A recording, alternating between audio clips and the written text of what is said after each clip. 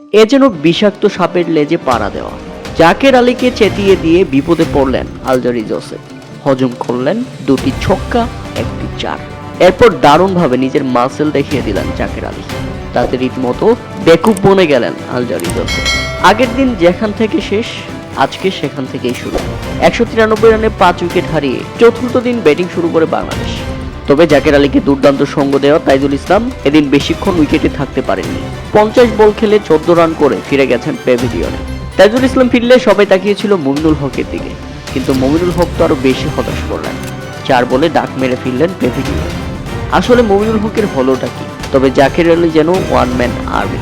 Alzarri Joseph জাকের আলীকে বাজে স্লেজিং করছিলেন, আর বাজে স্লেজিং এর জবাব জাকের আলী ব্যাট হাতে দিয়েছেন। 44 রানে আলজারি জোসেফকে দুর্দান্ত একটি ছক্কা হাঁকিয়ে নিজের 50 পূরণ করেন আর উদযাপন করেন নিজের মাসেল দেখিয়ে। চিল্লানি দিয়ে দাপিয়ে রাখেন আলজারি জোসেফকে, যা ছিল দুর্দান্ত। জাকের আলী আলজারি জোসেফকে বারবার বলছিলেন, পারলে তুমি বোলিং করো, আমি ব্যাপারটা ব্যাট দিয়ে দেখছি, এবং সেটাই করে দেখিয়েছেন জাকের আলী। এরপর দৃষ্টিনন্দন আপারকাট, দুর্দান্ত একটি চার। শুধু এখানেই থেমে থাকেননি জাকের আলী, আবারও তাদের মধ্যে বেজে যায় ঝগড়া, এবং ঝগড়া শেষে পরের বলেই দুর্দান্ত একটি ছক্কা। কি অসাধারণ জবাব দিলেন জাকের আলী।